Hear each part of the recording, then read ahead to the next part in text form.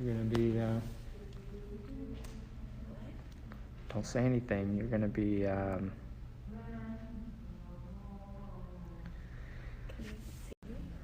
they can see the top of your head there. Oh, that's funny.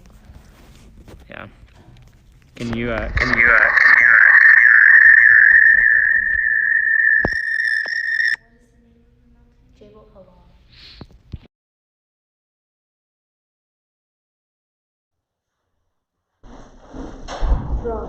Hello? Hey. It doesn't have pictures.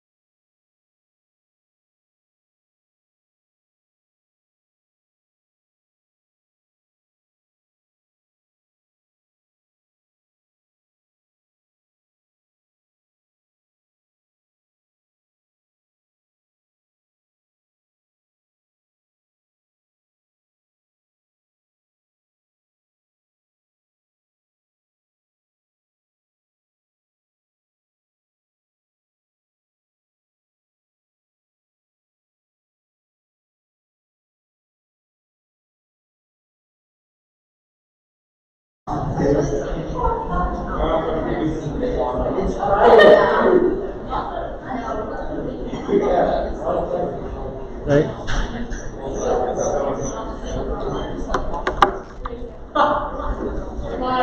All right. Good afternoon. Happy Thursday to everybody. And welcome to chapel. And it's my privilege to introduce our speaker today, and that is Liesl Meadows. So let's welcome Liesl up to the front. Thank you, Liesl. Hello. So I was struggling to find what to talk about, and I came up with this idea of something that's kind of close to my heart that I figured out recently. So when I was 5, I decided that I wanted to be baptized, and I told my parents, I was like, oh, I want to be baptized, and they were like, oh, okay, you're a little young, we'll wait, and we'll kind of develop your ideas and like what you think about God, so that way you know this is actually what you want to do, and you want to put forth that relationship and make it public. So then when I was 8, I started studying the Bible with my dad, learned the fundamental beliefs, and studied with the pastor, and took my time. And when I was 10, I decided that I was ready to do it. And so I spoke with a pastor that I was really close with, and he said to me that I was too young. And I was really hurt by this. So I continued looking for another pastor because I decided that I wanted to do this, and I thought that I was ready for it, and I didn't think that it was his choice. So I was actually baptized by my grandfather at my home church that's not here, and it was really special. And then when I was 12, I kind of started questioning the idea, like, I don't feel like I'm that close with God anymore. Do I need to get rebaptized? And so probably like my freshman year, I started asking questions like, is rebaptism biblical? And I wanted a yes or no answer. Should I do this or should I not? And I kind of lost it a little bit. I felt like I was veering away from the path, and I didn't really know what to do. And so I prayed about it a lot, and I kind of just went on, and I decided not to get rebaptized. And I feel like I really found God through this situation. And I felt it was hard for me because I felt like he was trying to determine, because of what he said to me, that I was too young. It questioned, was I ready at that point? Should I have not done that? And I think your choice and where you are in your relationship with God is up to you, and you don't want anyone else to determine that because everybody's different. So like whether you get baptized 2 times or 3 times or 1 time, it's all up to you. So whatever makes you more comfortable in your relationship with God makes you feel closer to Him. And so I came across this verse that is Isaiah 43:1, and it says, Jesus said to Jacob and the people of Israel, "Do not fear, for I have redeemed you. I have summoned you by name. You are mine." Thank you.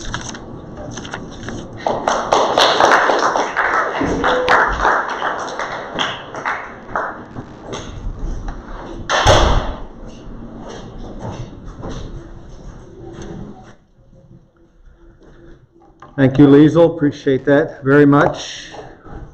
In continuing with our Black History Month, and this week especially also, we are looking at another GCA alum, someone who graduated from Georgia Cumberland Academy and has accomplished considerable in her life, and her name is Ashley Walton. Ashley graduated from GCA in 2009, and we have a very high-tech approach here, but how's that coming through? Up a little bit. Up. There we go. Yeah. There we go. Ashley Walton. That's what she looks like. Recently, Ashley graduated in the largest graduating class at GCA. I think there were 81 or something like that in 2009. Went on to Andrews University, where she finished her bachelor's degree and a master's degree as an architect. And she is currently working in Pittsburgh, Pennsylvania, and she works for a company that is called Urban Design Associates. In her work, she has risen to an executive position with that firm and travels around the world consulting with urban design planning. So not just designing as an architect a single building, but also how does the entire city design and reorganize themselves. She works in Pittsburgh and is part of the Pittsburgh chapter of the National Organization of Minority Architects, and is on the executive board of the Preservation Pittsburgh and the Urban Guild in Pittsburgh. She also has worked with her alma mater, Andrews University, in addressing urban design needs as well as minority representation in the School of Architecture, and in helping them as they make decisions going forward as to how to better represent minority students at Andrews University, and in addition to equity issues at Andrews. Ashley has accomplished a great deal, and we're proud of her in her graduation. You can see her up on the wall there for the class of 2009. You'll see that she was senior class president when she left Andrews. Now, it's interesting, last night at midweek, if you're at midweek, you heard some of our students talk about the pressure that they sometimes feel from themselves, from family, to achieve and to accomplish much. Ashley's in one of those families that is a high-achieving family. Her father is a Adventist Health Systems hospital president, and we could also have featured Ashley's brother, Christopher, who graduated in 2007. Christopher graduated from the University of Texas at Austin Law School and is an assistant attorney general for the state of Texas. So this is a family that has accomplished much, and we're just honored that GCA is part of that family and their heritage. So the Walton family, especially Ashley and Christopher. Let me mention a few other things that we have by way of announcements. First of all, let's hear from Anderson Mills. Anderson, come on up.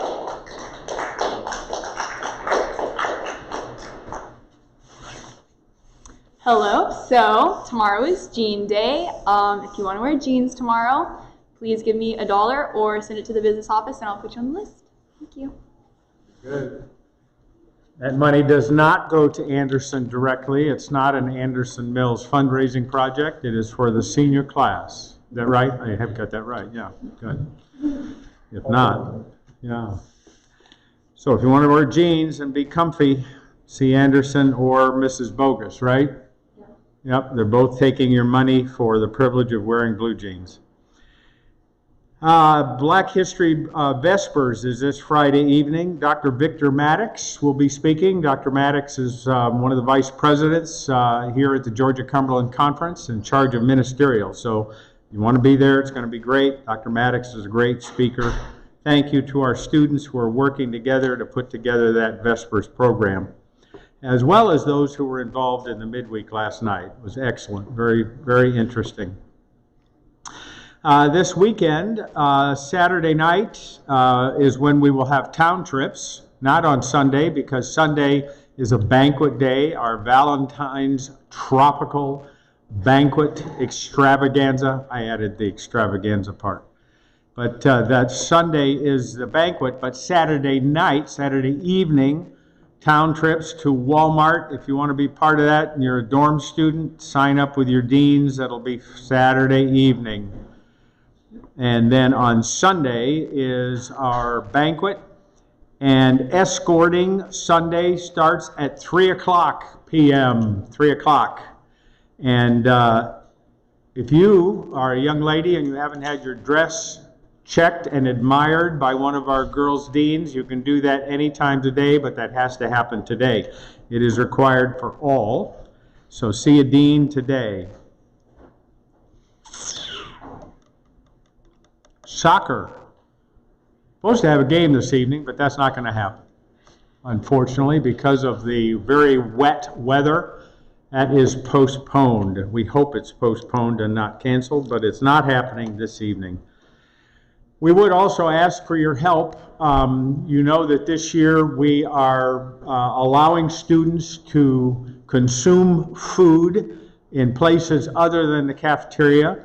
If you were here in past years, you know that's a big departure for us, because we were kind of, don't take that food out of the cafeteria on the pain of death.